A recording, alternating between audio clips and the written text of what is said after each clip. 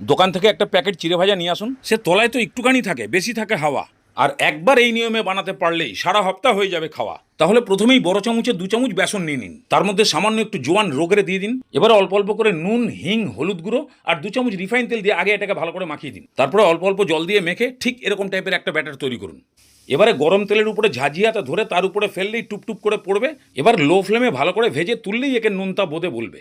এবার বাছাই করা চিড়ে 100 গ্রাম ওই তেলের মধ্যে ফেলুন, ধারাক করে ফুলে যাবে, সঙ্গে সঙ্গে তুলুন। সব কিন্তু লো ফ্লেমেই হচ্ছে। এবার কাজু বাদাম কিশমিশটাকেও হালকা ভেজে তুলে নিন। সেরকমই খানিকটা কাঁচা বাদাম ওই লো ফ্লেমে তেলের মধ্যে ছাড়ুন। বাদামে যখন ক্র্যাক আসতে শুরু করবে তখন তুলুন। এবার ভাজুন একদম পাতলা করে কাটা নারকলের কিছু ফালা, তবে খেয়াল রাখবেন ভাজতে গিয়ে যেন হয়ে যায় না কালা। এবারে 20-25টা কারি পাতা ভাজুন। তারপরে এরকম ভুট্টার পাপড়িও ভেজে তুলে নিন। এবারে সব ভাজা মালগুলোকে একটা বড় জায়গায় ঢালুন। এবারে চাট মশলা, লঙ্কার গুঁড়ো, নুন আর হিং দিয়ে একটা মশলা বানিয়ে এর মধ্যে দিন, আর সামান্য একটু চিনি গুঁড়ো দিয়ে ভালো করে মাখিয়ে দিন। হেভি টেস্ট পাবেন।